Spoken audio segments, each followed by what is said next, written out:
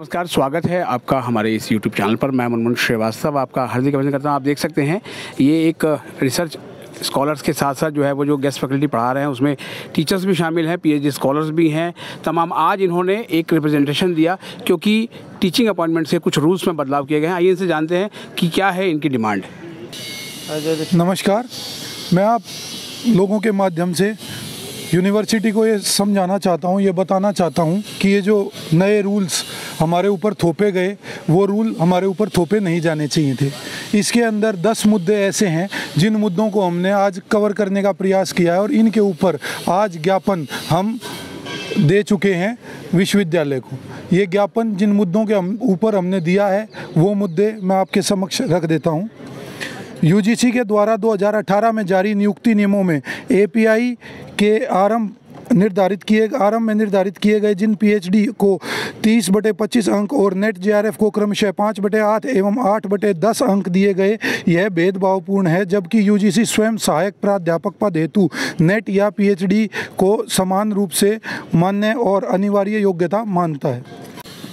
इस विश्वविद्यालय में 2022 से नियुक्ति चल रही थी और API की असमानपूर्ण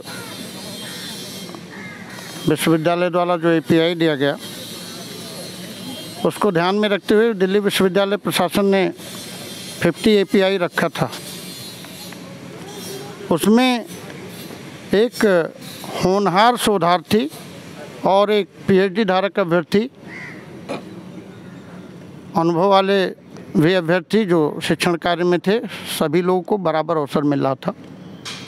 लेकिन अचानक जब 4000 नियुक्तियां हो जाती हैं तो हमारे विश्वविद्यालय प्रशासन को पता नहीं हमसे क्या आपत्ति थी, हम रिसर्च स्कॉलरों से, गेस्ट फैकल्टी से, कि एक अचानक SOP बना देते हैं, जबकि सुप्रीम कोर्ट 2008 का एक रूल है, ऑर्डर है कि आप चलती प्रक्रिया के बीच कोई चीज़ बदल नहीं सकते हैं। और आपके माध्यम से बताना चाहता हूं कि लोक सेवा आयोग उत्तर प्रदेश ने बीच में ऐसे नोटिफिकेशन में कुछ और था, चेंज किया, तो उस बदलाव को सुप्रीम कोर्ट ने हस्तक्षेप करके कहा कि 1 दिन में आपको प्रारंभिक परीक्षा करानी है। तो ये SOP ही असंवैधानिक रूप से बनी और ये कह दिया गया कि जो कल तक इंटरव्यू दे रहे थे वो रातों रात अयोग्य हो गए। मेरा विश्वविद्यालय प्रशासन से एक सवाल है कि श्रीमान जी, आपने टॉप 40 का जो कॉन्सेप्ट दिया है वो गलत है, क्योंकि एक बच्चा जो नेशनल कंपटीशन बीट करता है और UGC भी कहता है कि वो योग्य है। सुप्रीम कोर्ट ने P. Sushila versus Bharat Sangh case में 2015 में डिसीजन दिया था कि NET is essential qualification for the post of entry level in higher education. तो ऐसा नियम ना बनाएं। नमस्कार, मैं रंजीत कुमार। आज जो अतिथि शिक्षक अपनी मांगों को लेकर यहाँ एकत्र हुए हैं, इनकी मांग बिल्कुल जायज़ है। विश्वविद्यालय में बरसों से पढ़ाए हुए लोग आज व्यवस्था से बाहर हैं और जो यह नियुक्ति प्रक्रिया अभी संपन्न हुई है, इस नियुक्ति प्रक्रिया में इतनी खामियां हैं जो सभी लोग जानते हैं, लेकिन वो मानने को से तैयार नहीं है, जो बहुत दुर्भाग्यपूर्ण है। अब इन्होंने जो API स्कोर व्यवस्था अब लगाया है, इसे पहले लगाया जाना चाहिए था और उन्होंने तब लगाया जब प्रक्रिया कोई चल रही है। उसके बीच में नियम को परिवर्तित कर देना ये कहीं से भी उचित नहीं कहा जा सकता है। और अपने लोगों को चुन चुन करके, अगर इनके लोग गेस्ट भी पढ़ा रहे हैं तो परमानेंट होंगे, अगर इनके लोग वो नहीं हैं तो गेस्ट भी हो, एडहॉक हो, वो भी बाहर हो जाएंगे और दर दर की ठोकर खाएंगे। किस तरह से नियुक्ति प्रक्रिया चलाई गई, कितना भेदभावपूर्ण चलाया गया है, वह सभी जानते हैं। लेकिन इस हक और अधिकार के लिए लड़ने वाले लोगों की संख्या हमेशा कम रही है। लेकिन सच तो आखिर सच ही है। मामला अदालत भी गया है, कई लोग इस मामले को लेकर के कोर्ट गए हैं, वहाँ पर अभी इस पर डिस्कशन चल रहा है, इसका निर्णय देर से रहना है। EWS का मैटर है, जो लोग 3-3, 4-4 साल पढ़ा चुके हैं कॉलेज में, 12 लाख रुपए एक वर्ष का उनका इनकम है, फिर वो EWS में किस आधार पर आ गए? कई ऐसे लोगों जिनके प्रमाण पत्र गलत तरीके से बनाया गया है, कई नियुक्तियां गलत तरीके से हुई हैं, कई जगह इन्होंने जिनको सिलेक्ट किया है वो मजबूर होकर के रिजाइन दिए हैं। इनके ऊपर ही सबसे बड़ा प्रश्न उठता है कि आपने सिलेक्ट ऐसे लोग कैसे किया जो पढ़ाने लायक ही नहीं थे। नमस्कार, मैं सुनील जी। मैं तमाम अतिथि शिक्षक जो बरसों तक पीएचडी होकर भी अतिथि के रूप में सेवा दिए और आज इंटरव्यू के लिए भी वंचित हो गए, ये बड़े निंदा और हैरत की बात है। प्रशासन थोड़ा सा विचार करे कि पूरे विश्वविद्यालय में नियुक्तियां 50 API स्कोर पे हुई तो कुछ शेष कॉलेज शेष रह गया है, उसके लिए नियम क्यों बदल दिया गया, जबकि UGC ने ऐसा कुछ नहीं प्रस्ताव दिया आपको। मैं विनम्र आग्रह करूंगा आदरणीय अपने कुलपति महोदय से, जिनका व्यवहार अति मुलायम और अति सराहनीय रहता है, वो हमेशा विद्यार्थियों के हित में रहते हैं, जिनसे मिलकर एहसास होता है कि इनसे नियमित सुनकर सीखना चाहिए, सौहार्द सीखना चाहिए, प्रेम सीखना चाहिए, हित करना सीखना चाहिए। मैं उनसे निवेदन करूंगा कि हमारे हित में, हमारे मित्रों के हित में जो अतिथि के रूप में सेवा दे रहे हैं और API स्कोर के वजह से कुछ असंवैधानिक बदलाव करने के वजह से वो इंटरव्यू के लिए कॉलिंग नहीं हो पा रही है। और ये जो एक विषय और है कि इसमें जो 1500 रुपया प्रति घंटे है उसको भी बढ़ाया जाए, जो फीस वृद्धि की गई है 2000 रुपया के लिए आवेदन शुल्क उसे भी कम किया जाए, ये अतिरिक्त बोझ अतिथि शिक्षकों पर न डाला जाए। AMI और नेट पर कितने परमानेंट हो गए और PhD वाला आज तरस रहा रोड पे चक्कर है, वो भी दिल्ली यूनिवर्सिटी से PhD करके, ये बड़े शर्म की बात होगी।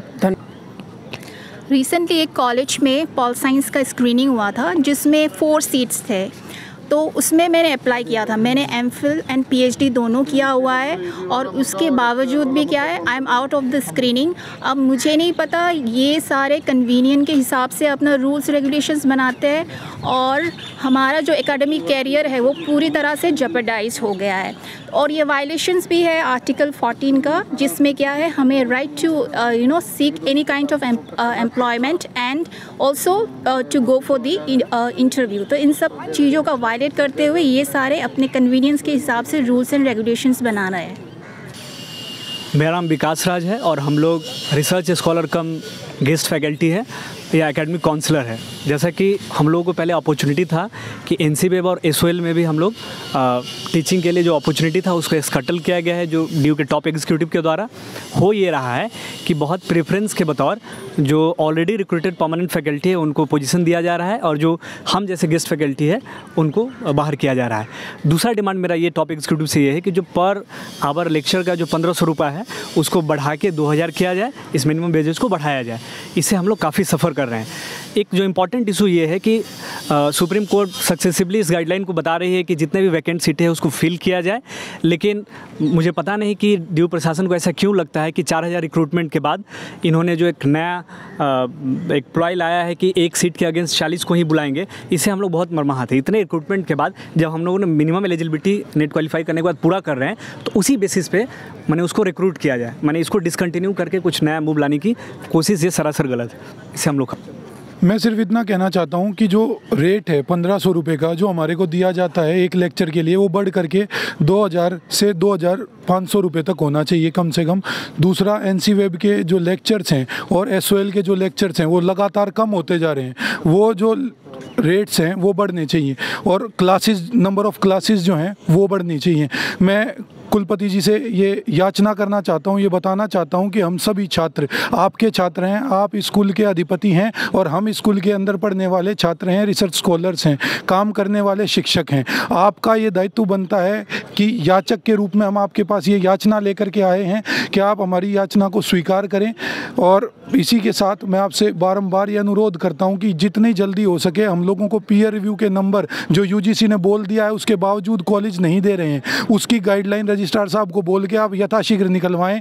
और एक्सपीरियंस, क्योंकि हमारी जो नियुक्ति होती है वो संवैधानिक प्रक्रिया से होती है, इसी रूप में हमारी इस नियुक्ति को संवैधानिक मानते हुए हमारे को गेस्ट लेक्चरर्स को 2 नंबर जो 1 साल के हिसाब से जिस तरीके से क्राइटेरिया है वो मार्क्स हमारे को मिलने चाहिए। नमस्कार, मेरा नाम आकृति है। मैं श्यामलाल इवनिंग कॉलेज में पढ़ाती हूँ, गेस्ट फैकल्टी हूँ। पिछले 6-7 वर्षों से पढ़ा रही हूँ दिल्ली विश्वविद्यालय में।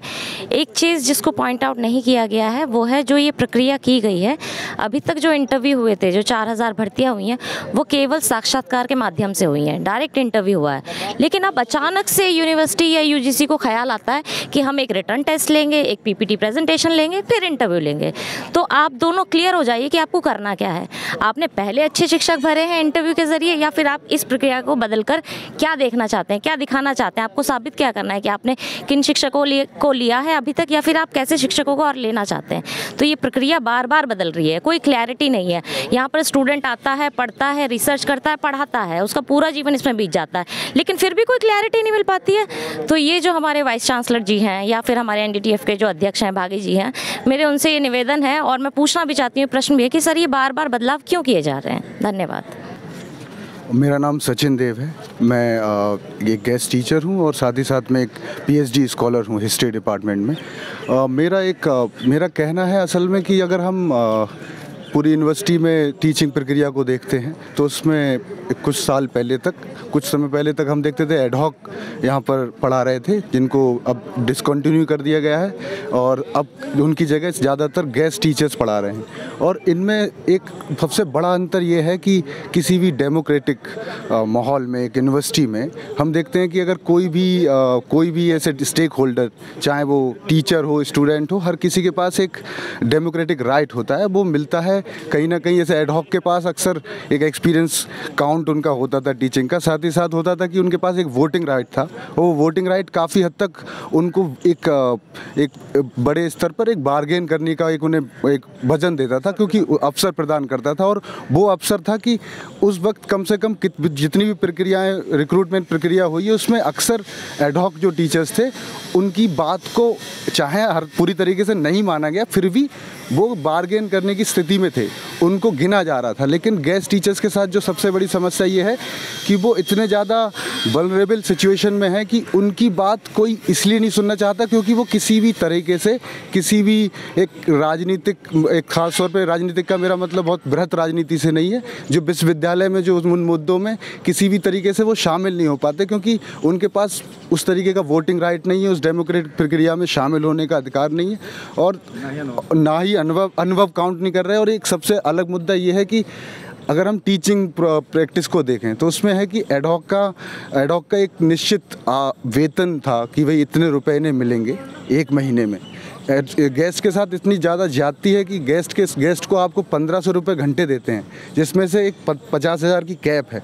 ज़्यादातर जो 50,000 से जो 70,000 का पढ़ा रहा है उसको 50 दोगे, जो 30,000 तक की जिसको क्लासें मिल पा रही हैं वो 30,000 पे ही निपटेगा। और ज़्यादातर जो एवरेज अगर आप निकालेंगे तो वो 30,000 तक ही निपट जाता है, उससे ज़्यादा उनको कोई पैसे नहीं मिल रहे। तो आपने सुना इन गेस्ट फैकल्टी की बात, इन्होंने तमाम अपनी समस्याएं रखी, चाहे वो रिक्रूटमेंट के लिए एप्लीकेशन फ़ीस बढ़ाए जाने की बात हो या फिर जो है वो गेस्ट फैकल्टी को मिलने वाला जो मानदेय है उसमें हो। इन तमाम समस्याओं को देखते हैं अब दिल्ली विश्वविद्यालय प्रशासन किस रूप में देखता है। आज इन्होंने रिप्रेजेंटेशन दिया है और अब इन्हें इंतज़ार रहेगा कि इनकी मांगें कब तक पूरी होती हैं। हमारे चैनल पर नए हैं, चैनल को सब्सक्राइब कर लें और इसे अपने दोस्तों को भी शेयर करें। मिलते हैं एक और एपिसोड के साथ, तब तक के लिए नमस्कार।